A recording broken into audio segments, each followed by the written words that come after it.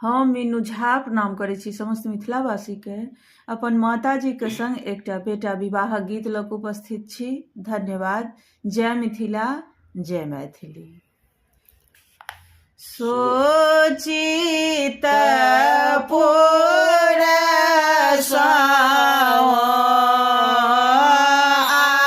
आयल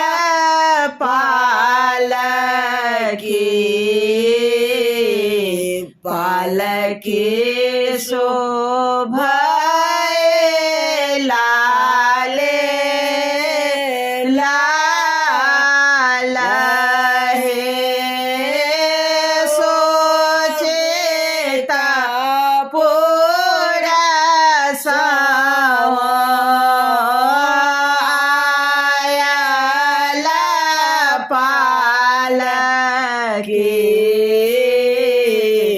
पालकी शोभय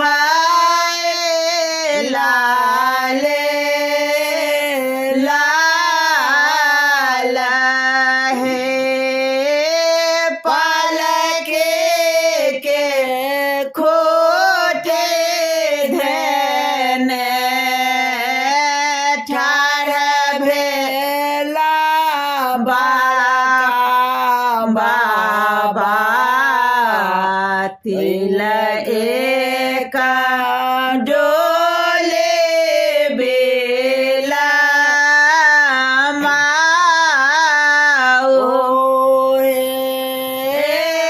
डोले हमा कोनो ना बेला माया भयो बाबा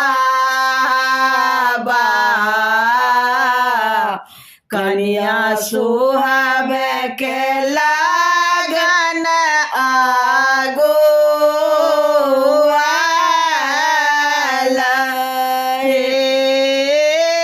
कोसी बान्हते हेते बटिया तकैते हेते कखन आयत बारे यात हे।